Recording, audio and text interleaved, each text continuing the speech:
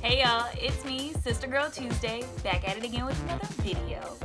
And I am really excited about this week's video.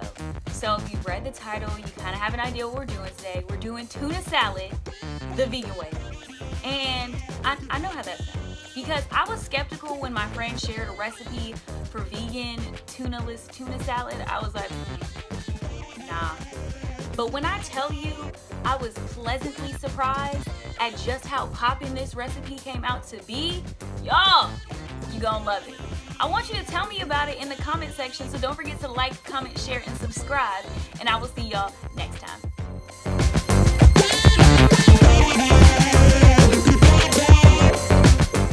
First thing you're gonna do is drain and rinse your chickpeas or garbanzo beans, whatever you want to call them.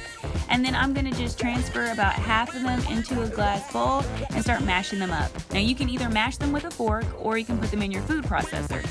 But it's important to just do them little by little and make sure that the texture is to your liking. So I'm adding in the rest of my chickpeas and mashing them up. Now I'm putting in some celery, followed by some red onion, and then I'm gonna grab some relish.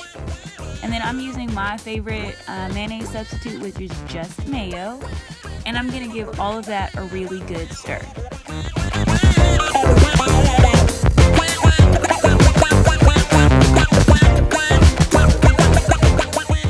Okay y'all, this next step here, very important. You're gonna take your seaweed snack, and I used a total of 3, I know I'm only showing you 1, and just crumple it up before adding it. And what this is gonna do is give it that seafood type flavor.